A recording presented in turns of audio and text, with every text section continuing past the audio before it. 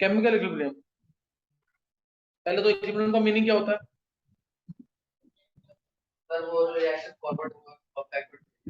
मैं इक्विलिब्रियम की बात कर रहा हूँ, रिएक्शन तो बोला ही नहीं मैंने। इक्विलिब्रियम का बिल्कुल सिंपल मीनिंग क्या है? बैलेंस मेंटेन करना, ठीक है, बैलेंस मेंटेन करना।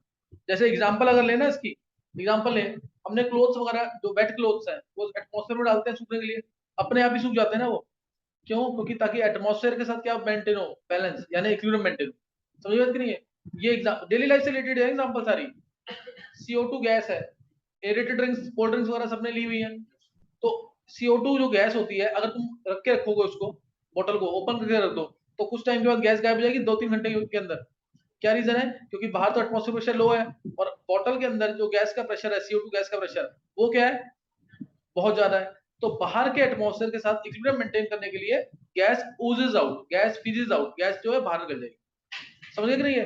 तो ये यहाँ पे भी क्या हुआ है? इक्विलिब्रियम मेंटेन हुआ है। यहाँ पे भी क्या हुआ है? इक्विलिब्रियम मेंटेन हुआ है। तो इक्विलिब्रियम को मेंटेन करने के लिए ऐसा होता है, सही ना? अब जैसे ही जो टूथ है, एक क्वेश्चन है, ये पेपर स्कूल में पूछते हैं, why tooth decay by sweets.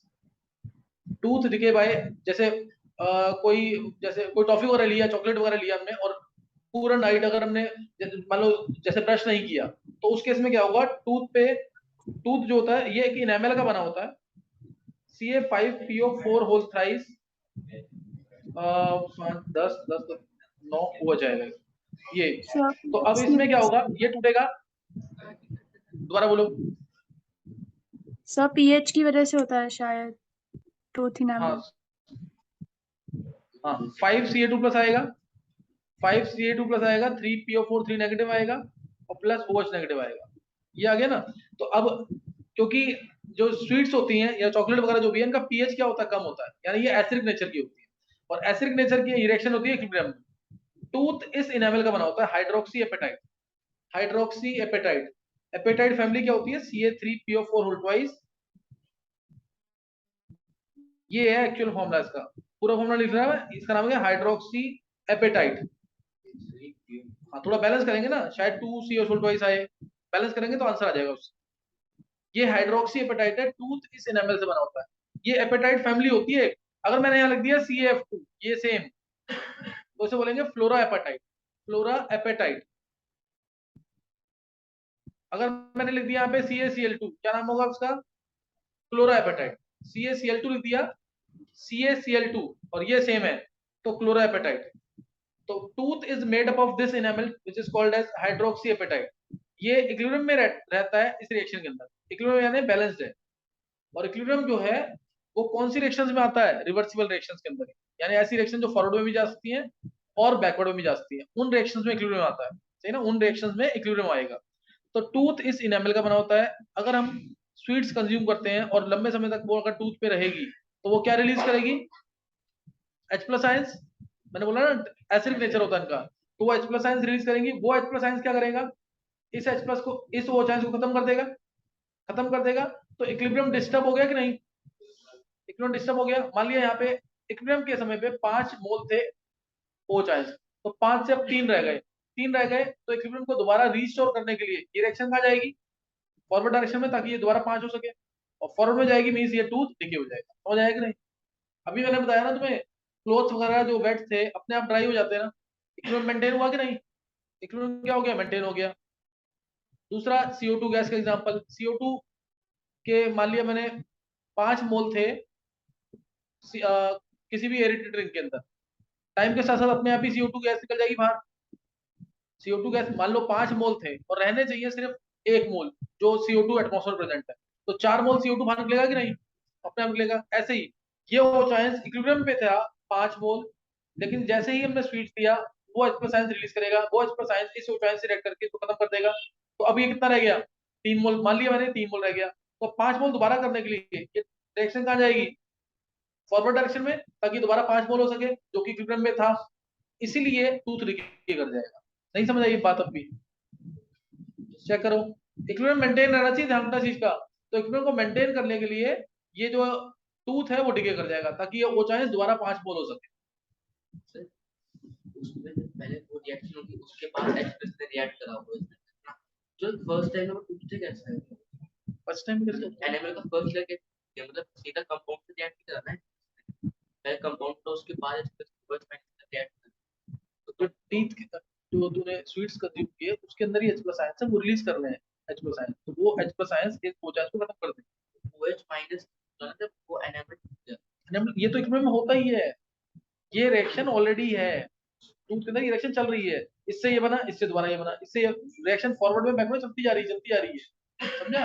ये क्यों का एग्जांपल लिया मैंने, ये तो बस समझ आ रहा है ना, ये रिएक्शन तो है ही ऑलरेडी, मतलब ये मान के रखो कोई भी सब्सटेंस अगर बेसिक है तो ओचाइंस तो रिलीज करेगा ही ना, तो वो ओचाइंस रिलीज हुए पड़े हैं, ये ओचाइंस जो है वो कितने मोल ओचाइंस प्रेजेंट होता है ऑलरेडी टूथ के अंदर, कितने होता है 5 मोल ओचाइंस, मैं एग्जांपल ले रहा हूँ, लिख मत देना, ये 5 मोल ओचाइंस थे, अब जैसे ही कंज्यूम किया स्वीट्स तो वो H+ आयंस रिलीज करेगा जो ओचाइंस को कम कर देगा, 5 से कर दिया 3, तो दोबारा इसको 5 होने के लिए टूथ को टूटना पड़ेगा कि नहीं, ताकि ओचाइंस दोबारा, इसलिए टूथ डिके कर जाता है बाय स्वीट्स। अभी क्लियर हुआ कि नहीं?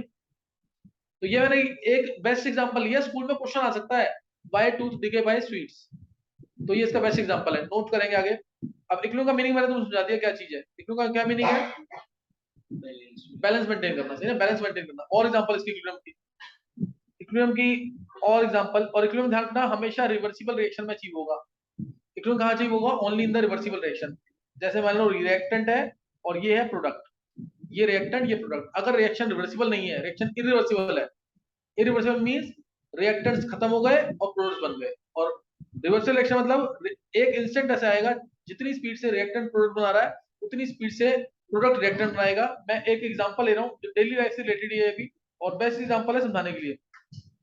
मान लीजिए कोई वेसल है, इस वेसल के अंदर ये वाटर फिल है, अब यहां से वाटर क्या है, यहां से वाटर फिल है तो यहां से बाहर निकल रहा है और यहां से एंटर कर रहा है, जितनी स्पीड से बाहर निकल रहा है, जितनी स्पीड से बाहर निकल रहा है उतनी स्पीड से एंटर कर रहा है, ये बात समझ आ गई पहले कि नहीं? जितनी स्पीड से वाटर बाहर निकल रहा है यानी फॉरवर्ड रिएक्शन, ऐसे सोचना ये फॉरवर्ड रिएक्शन, उतनी स्पीड से बैकवर्ड रिएक्शन होगी, तो तुम्हें वाटर का लेवल क्या लगेगा, सेम लगेगा, यानी तुम्हें लगेगा रिएक्शन कोई नहीं हो रही है, लेकिन एक्चुअल में क्या हो रहा है, रिएक्शन फॉरवर्ड डायरेक्शन में भी हो रही है और बैकवर्ड डायरेक्शन में भी हो रही है विद द सेम स्पीड। ये इक्विलिब्रियम मेंटेन है यहाँ पे, इस मतलब इक्विलिब्रियम का कोई बोलेगा नेचर कैसा है, इसका नेचर स्टैटिक है कि डायनामिक है, डायनामिक है, मोशन में है कि नहीं है। इक्विलिब्रियम में हमें ऐसा लगेगा कि रिएक्शन रुक गई है, लेकिन रिएक्शन फॉरवर्ड डायरेक्शन में भी और बैकवर्ड डायरेक्शन में भी सेम स्पीड से हो रही है, ये समझ आई बात कि नहीं है? जितनी स्पीड से फॉरवर्ड डायरेक्शन में रिएक्शन हो रही है उतनी स्पीड से ही बैकवर्ड डायरेक्शन में रिएक्शन होगी, उतनी स्पीड से क्या होगा, बैकवर्ड डायरेक्शन में रिएक्शन होगी, समझ आ गई बात कि नहीं है? और कंसंट्रेशन क्या रहेगा, सेम मत बोलना, कांस्टेंट, कंसंट्रेशन सेम नहीं होगा, कांस्टेंट होगा, मतलब रिएक्टेंट का कंसंट्रेशन अगर इक्विलिब्रियम पे 10 मोलर है तो 10 का 10 ही रहेगा, प्रोडक्ट का इक्विलिब्रियम पे अगर 7 मोलर है तो 7 मोलर ही रहेगा, समझ गए कि नहीं? ये मतलब है दोनों का कंसंट्रेशन जो है कांस्टेंट हो जाएगा बट नॉट इक्वल, इक्वल वो एक मान सकते किसी एक रिएक्शन, बट मान लो 100 रिएक्शन हुई, 100 में से किसी एक रिएक्शन में कंसंट्रेशन क्या हो गया, इक्वल हो गया, जरूरी नहीं है कि इक्वल ही हो, समझ गए कि नहीं? तो अब इसका मैं एक बार कर्व तुमसे पूछ रहा हूँ, तो इक्विलिब्रियम पे अगर ये 2 पॉइंट अगर याद रख सकते हो, ध्यान सुनना, एट इक्विलिब्रियम, ये प्रॉपर्टीज में आएगा आगे इक्विलिब्रियम की, at equilibrium rate of forward reaction is equal to rate of backward reaction, क्या समझ आया? ये जो मैंने टैप वाला एग्जांपल, ये क्लियर हो रहा है ना इससे, जितनी स्पीड से फॉरवर्ड रिएक्शन होगी उतनी स्पीड से बैकवर्ड रिएक्शन होगी। और दूसरा, at equilibrium concentration of reactants and products becomes same, मत बोलना सेम, तो एक चांस है ना कि हो गया सेम, अदरवाइज क्या बोलते हैं, कंसंट्रेशन रिएक्टेंट्स का और प्रोडक्ट्स का कांस्टेंट होगा, कंसंट्रेशन रिएक्टेंट्स का और प्रोडक्ट्स का कांस्टेंट होगा, और रेट दोनों रिएक्शन का क्या हो जाएगा, फॉरवर्ड और बैकवर्ड का वो सेम हो जाएगा, यानी जितनी स्पीड से रिएक्शन जा रही है फॉरवर्ड डायरेक्शन, ये गई फॉरवर्ड डायरेक्शन, उतनी स्पीड से बैकवर्ड डायरेक्शन, समझ गए कि नहीं है? जितनी स्पीड से रिएक्शन फॉरवर्ड डायरेक्शन में जा रही है उतनी स्पीड से रिएक्शन बैकवर्ड डायरेक्शन में जा रही है। इक्विलिब्रियम पे क्या होता है, रिएक्टेंट्स रिएक्ट करके प्रोडक्ट बनाएंगे और प्रोडक्ट रिएक्ट करके क्या बनाएंगे, रिएक्टेंट, दोनों डायरेक्शन में जाएगी रिएक्शन, दोनों डायरेक्शन में रिएक्शन जाएगी सेम स्पीड से, कंसंट्रेशन रहेगा कांस्टेंट, सही ना, कंसंट्रेशन क्या रहेगा, कांस्टेंट। अब मैं इसके कर्व बता रहा हूँ, पूछ रहा हूँ तुमसे, मैंने जैसे दिया कंसंट्रेशन वर्सेस टाइम का कर्व, कंसंट्रेशन वर्सेस टाइम का कर्व, पहला कर्व मैंने दिखाया तुम्हें, सपोज ये रहा,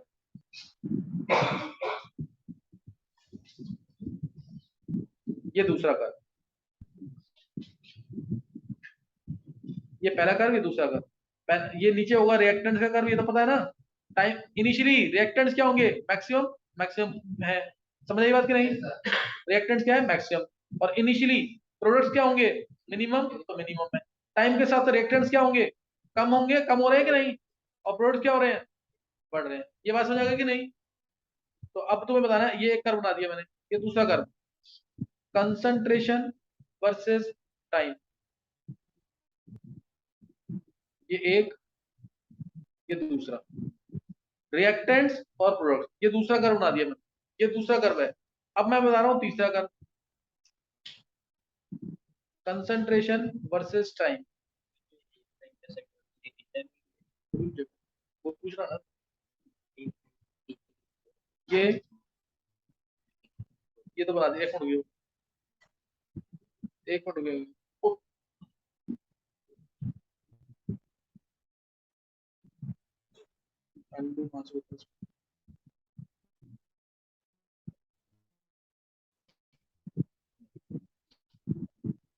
इसमें बताना है तुम्हें concentration versus time, concentration versus time का कर्व। तीसरा वाला मैं चेंज कर रहा हूँ, तीसरा वाला चेंज करना है।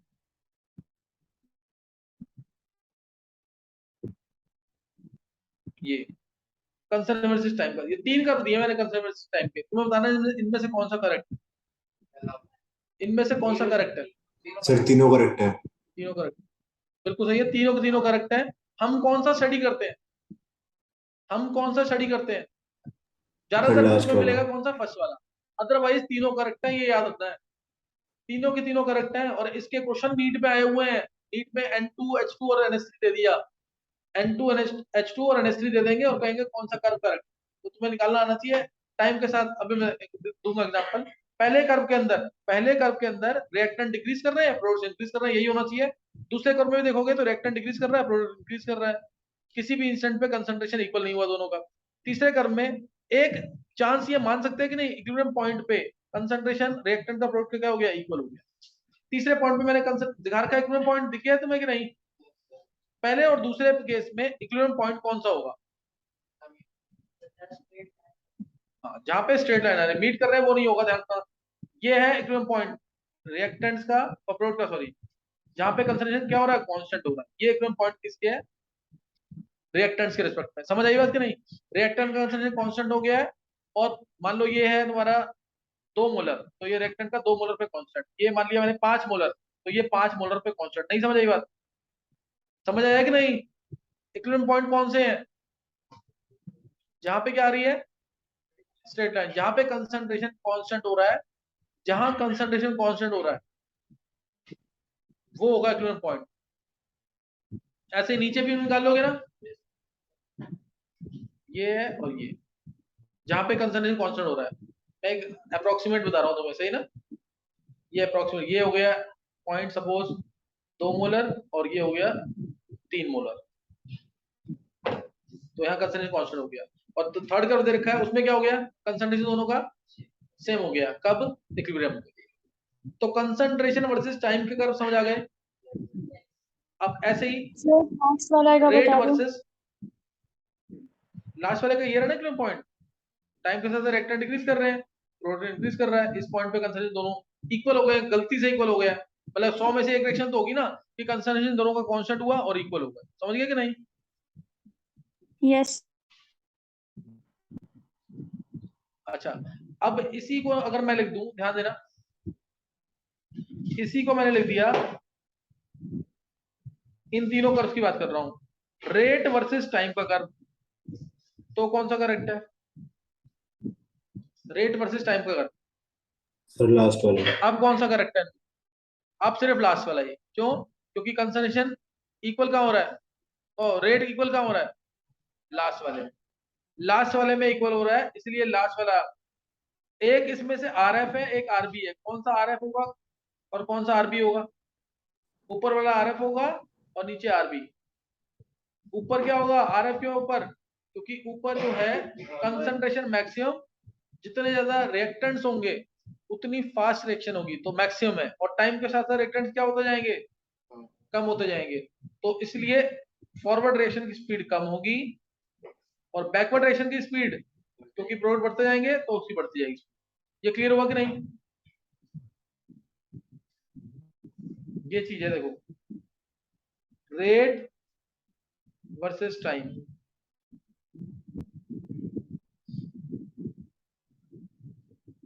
समझ गए कि नहीं? ये आर एफ है और ये आर बी। इक्विलिब्रियम पे आर एफ, इक्विलिब्रियम पॉइंट पे R F will be equal to R B. सही ना? आर एफ किसके इक्वल हो जाएगा, आर बी के इक्वल हो जाएगा। Rate of forward reaction will be equal to rate of backward reaction at equilibrium. Initially, rate of forward reaction will be maximum because concentration of reactants is maximum. Initially, rate of backward reaction will be zero because concentration of products is zero.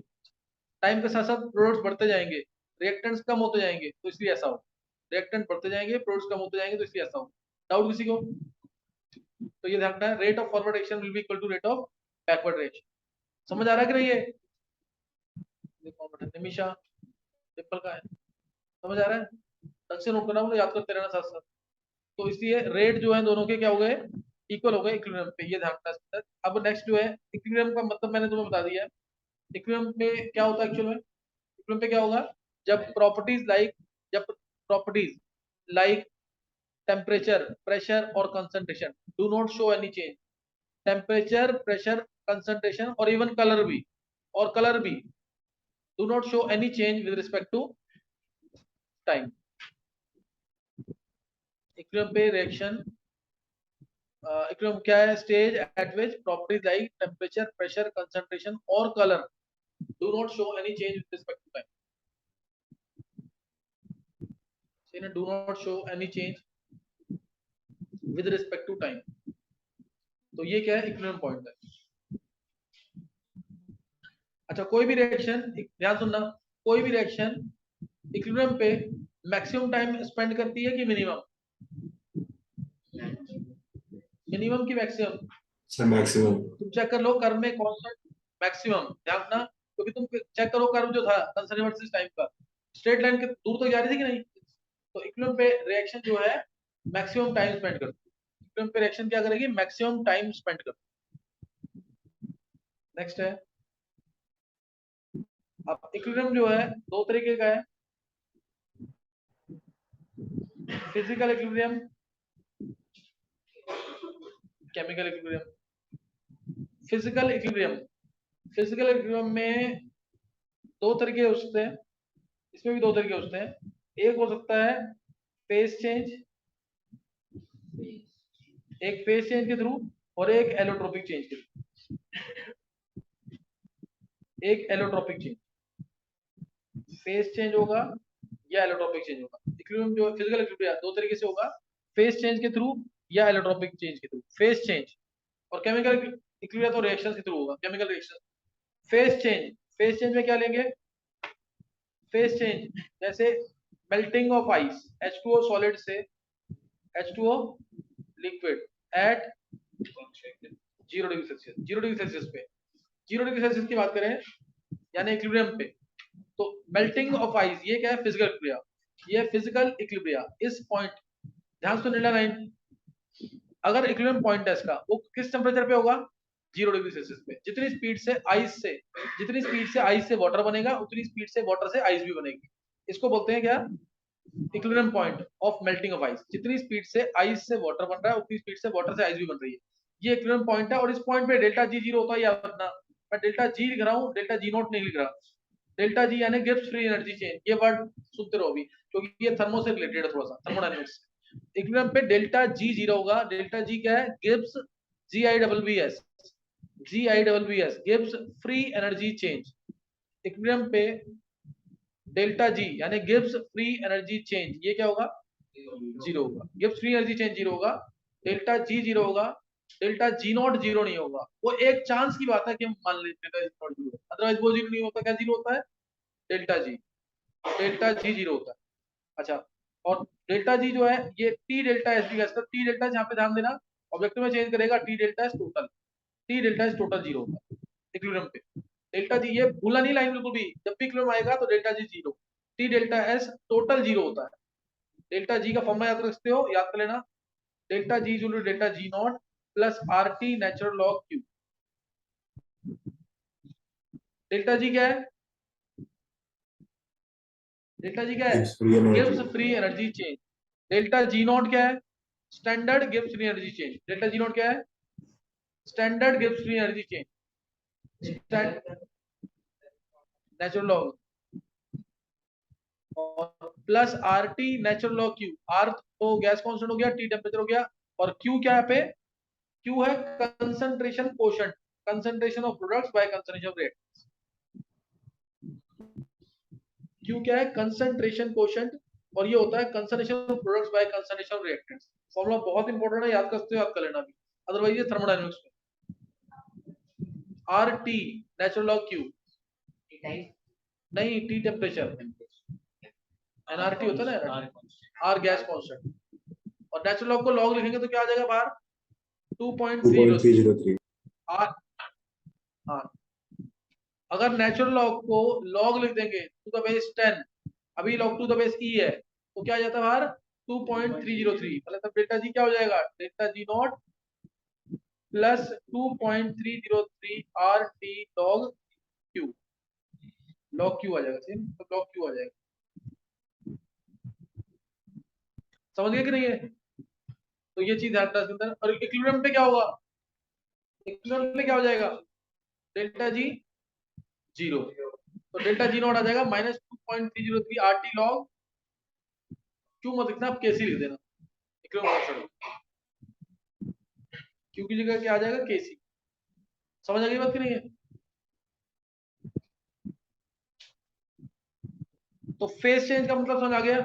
Phase change में क्या है? जैसे melting of ice, इस पे phase change हुआ है, जैसे melting of ice या evaporation of water, H2O liquid से H2O वेपर बनना या गैस बनना, तो इसमें फेज चेंज हो रहा है कि नहीं?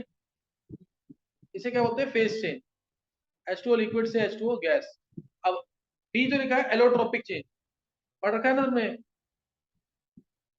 एलोट्रोपिक चेंज, एक एलोट्रोप से दूसरा एलोट्रोप बनेगा।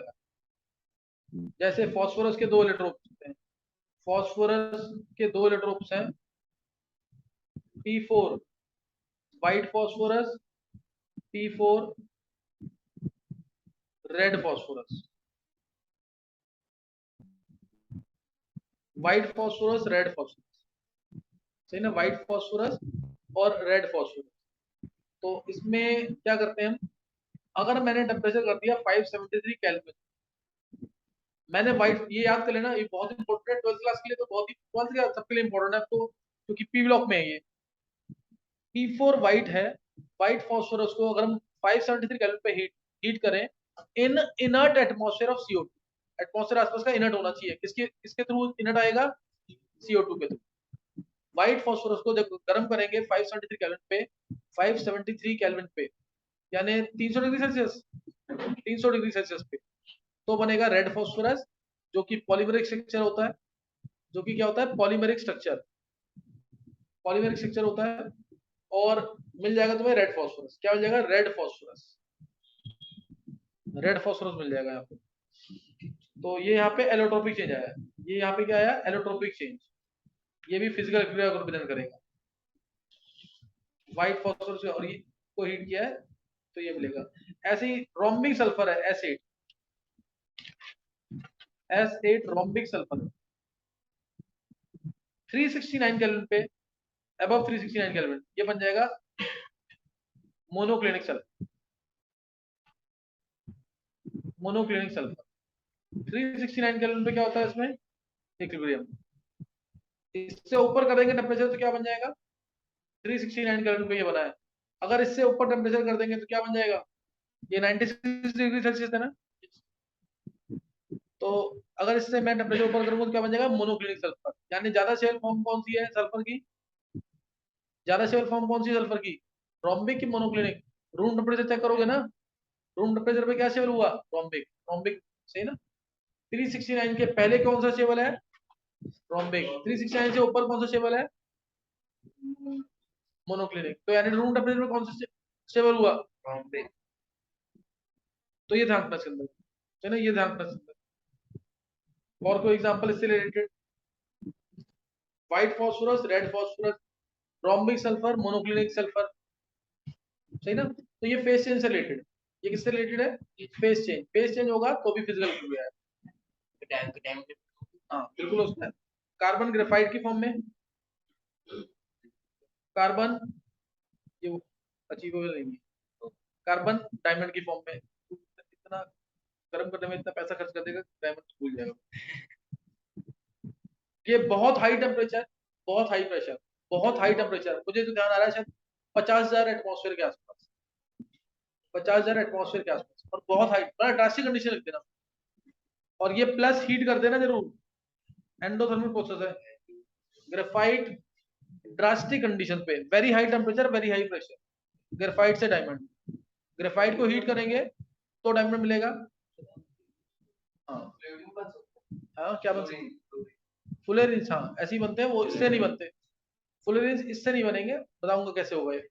उसमें इनर्ट एटमॉस्फेयर में हीट करना पड़ता है, हीलियम नियोन आर्गन के प्रेजेंस में, पी ब्लॉक में है वो, तब करेंगे इसको। तो समझ आ गया कि नहीं है? तो ये तीनों किस में आएगा? एलोट्रोपिक चेंज में। और केमिकल एक्टिविटी जैसे N2 + 3H2 gas 2NH3, gas gas gas presence होता है, ये है केमिकल इक्विलिब्रियम, ये केमिकल इक्विलिब्रियम। जैसे इसका ग्राफ पूछा हुआ नीट में, तो N2 और H2 के कर्व कहाँ आएंगे? नीचे आएंगे ऊपर आएंगे? N2 H2 नीचे आएंगे कि नहीं? N2 और H2 नीचे आएंगे कि नहीं? और NH3 कहाँ आएगा? ऊपर। समझ गए कि नहीं? एक N2 और एक H2। H2 ज्यादा जल्दी खत्म होगा, क्यों? क्योंकि अगर N2 का 1 मोल खत्म होता है तो H2 के 3 मोल खत्म होते हैं। अगर मोल स्टार्टिंग में सेम लिए तो कर्व ये बिल्कुल करेक्ट है। समझ गए कि नहीं है? तो ये कौन सा इक्विलिब्रियम है? Chemical equilibrium. Chemical equilibrium. दूसरी reaction H2 + I2 gives 2HI।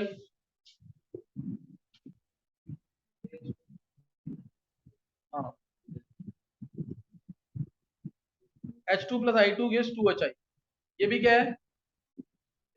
Chemical equilibrium. Next CO2 gas + C solid gives 2CO। बड़ा क्लियर रिएक्शन है ये भी केमिकल इक्विलिब्रियम। ये भी क्या है? Chemical equilibrium. CaCO3 solid gives CaO solid + CO2 gas. ये कौन सा इक्विलिब्रियम है? Chemical equilibrium. अब इसमें दूसरा इक्विलिब्रियम सुनेंगे केमिकल के अंदर ही। केमिकल के अंदर दूसरा दो टाइप्स, जैसे मैंने फिजिकल में दो बता दिए थे तुम्हें। फिजिकल में दो कौन से बताए थे? फेस चेंज और एलोट्रोपिक। ऐसे इसके अंदर भी दो कर सकते हैं, होमोजेनस और हेटेरोजेनस इक्विलिब्रियम। कौन सा इसमें से होमोजेनस है, कौन सा हेटेरोजेनस? सही है, फर्स्ट और सेकंड होमोजेनस है, क्योंकि अगर तुम चेक करोगे तो रिएक्टेंट्स और प्रोडक्ट सेम फेज में। होमोजेनस मतलब क्या? सेम। फर्स्ट और सेकंड में गैसियस फेज है सिर्फ कि नहीं? तो ये होमोजेनस इक्विलिब्रियम। और नीचे क्या है? Heterogeneous equilibrium. नीचे क्या है? Heterogeneous equilibrium. समझ आ गया कि नहीं? सही ना, होमोजेनस इक्विलिब्रियम और हेटेरोजेनस इक्विलिब्रियम।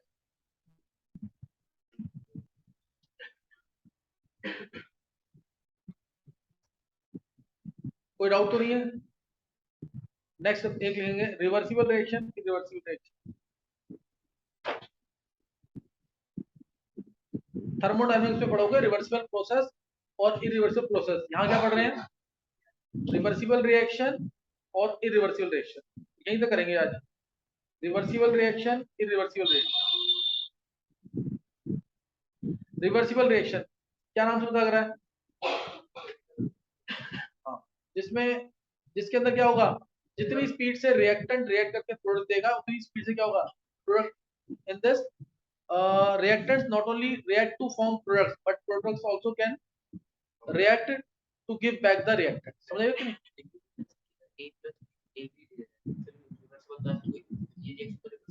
तो टूट भी सकता हो, तो फिर रिएक्ट नहीं कर सकते रिवर्सिबल। रिवर्सिबल रिएक्शन क्या होगी, जिसमें रिएक्टेंट्स रिएक्ट करके प्रोडक्ट देंगे और प्रोडक्ट भी रिएक्ट करके क्या दे देंगे, रिएक्टेंट्स दे देंगे, तो वो रिवर्सिबल रिएक्शन है। Reaction in which reactant not only react to give products but products can also react to give back the reactants। समझ आ गई डेफिनेशन कि नहीं? रिएक्टेंट रिएक्ट दे रहा है, रिएक्ट करके प्रोडक्ट दे रहा है, तो प्रोडक्ट्स भी रिएक्टेंट दे सकते हैं।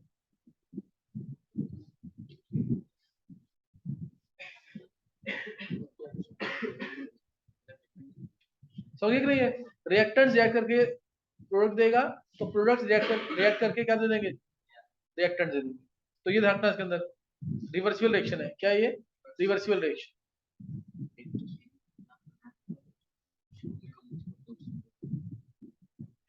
और एग्जांपल इसकी जो मैंने पीछे एग्जांपल लिखी थी, समझ आ गई थी?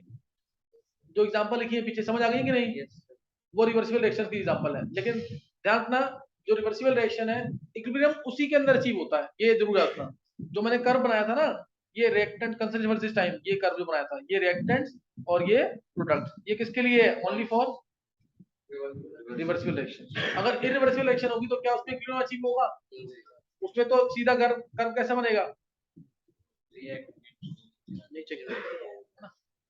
हालांकि कोई भी ऐसी रिएक्शन है जो 100% कंप्लीट होती है, ज्यादातर रिएक्शन 98% कंप्लीट होती है। तो reversible reaction never goes to completion. हाँ ये है कि कोई रिएक्शन ज्यादा चलेगी फॉरवर्ड में, कोई कम जाएगी, ऐसा हो सकता है, लेकिन दोनों की दोनों कंप्लीट हो, ऐसा नहीं होगा कभी भी। रिवर्सिबल रिएक्शन है जो 60% 70% तक कंप्लीट हो सकती है। एक इंस्टेंट ऐसा आएगा जब दोनों का इक्विलिब्रियम मेंटेन हो जाएगा। लेकिन जो ये इरिवर्सिबल रिएक्शन है वो क्या होगी? 100% कंप्लीट मानते हैं वैसा थ्योरेटिकली, लेकिन होता नहीं है। किसमें? प्रोडक्ट्स का, हाँ सिर्फ ऊपर जाएगा। समझिए कि नहीं है? एक इंस्टेंट में जब खत्म हो जाएगा फिर कुछ कर नहीं सकते। तो मतलब कंप्लीट ग्राफ बनेगा आगे, ये नहीं है कि इमेजिनेशन से हम सोच सकते हैं कि आगे भी बन सकता है, उसमें नहीं होगा ऐसा। तो इरिवर्सिबल रिएक्शन समझ आ गया कि नहीं? Yes sir. जिसके अंदर reactants can not give back the reactants. जैसे एग्जांपल इसके अंदर होगी, अगर देखें, अच्छा रिवर्सिबल रिएक्शन जो है, reversible reaction they can be achieved only in the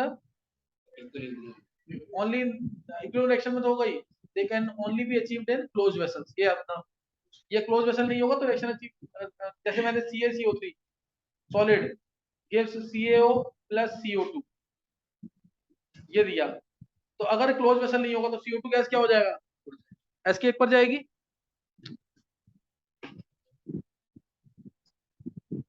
CO2 gas escape पर जाएगी, उससे क्या होगा? CO2 गैस एस्केप पर जाएगी और रिएक्शन बैकवर्ड डायरेक्शन से अचीव नहीं हो सकती। समझ गए कि नहीं? क्लोज वेसल के अंदर ही अचीव होगा, क्लोज वेसल में ही reversible reaction it will take place. Close vessel में ही रिएक्शन होगी, नहीं तो नहीं होगी। कोई डाउट तो नहीं है? और इरिवर्सिबल रिएक्शन, ध्यान रखना, इरिवर्सिबल रिएक्शन की एग्जांपल जरूर करनी है तुम्हें। जितनी भी आयनिक रिएक्शंस है, जैसे मैंने लिया KOH प्लस HCl, ये रिवर्सिबल होगी कि नहीं? क्या KCl में पानी डालकर तुम बना सकते हो KOH और HCl? नहीं बनेगा ना, इसका हाइड्रोलिसिस नहीं होता। स्ट्रॉन्ग एसिड स्ट्रॉन्ग बेस का सॉल्ट है, इसका हाइड्रोलिसिस नहीं होगा, तो ये इरिवर्सिबल रिएक्शन है। फिर वही बात की नहीं है? तो ये ऑब्जेक्टिव में क्वेश्चन आया हुआ है, which the following is a reversible reaction. मैं इसका हिंट दे रहा हूं सिर्फ तुम्हें। अगर बोला ना which the following is a reversible reaction, तो तुम बस ये चेक करना कि वो होमोजेनस होनी चाहिए, चाहे वो एक्वस की फॉर्म में हो चाहे वो गैसियस फॉर्म में। याद रहेगा मैंने क्या बोला है? तो वो रिवर्सिबल होने के चांसेस है, उसके रिवर्सिबल होने के चांसेस है। अब आयनिक रिएक्शंस तो बहुत फास्ट होती हैं, क्या वो रिवर्सिबल होंगी? नहीं होगी, है ना? आयनिक रिएक्शंस तो बहुत फास्ट होती हैं, दे आर इरिवर्सिबल। इसके अलावा प्रेसिपिटेशन रिएक्शंस जैसे AgNO3 प्लस KCl, तो क्या बन जाता है? AgCl का व्हाइट प्रेसिपिटेट प्लस KNO3, तो ये भी क्या होगी? ये भी इरिवर्सिबल। या sodium reacts vigorously with water, पता है ये NaOH प्लस हाफ H2, ये जो H2 गैस बन रहा है ना, H2 गैस हाईली कंबस्टिबल होती है, ये रिएक्शन को बहुत फास्ट कर जाती है। H2 गैस हाईली कंबस्टिबल होती है, तो रिएक्शन इससे और फास्ट होती जाएगी। ये इरिवर्सिबल रिएक्शन है। रिवर्सिबल रिएक्शन की क्या पहचान बताइए मैंने? क्लोज वेसल, क्लोज वेसल होगा।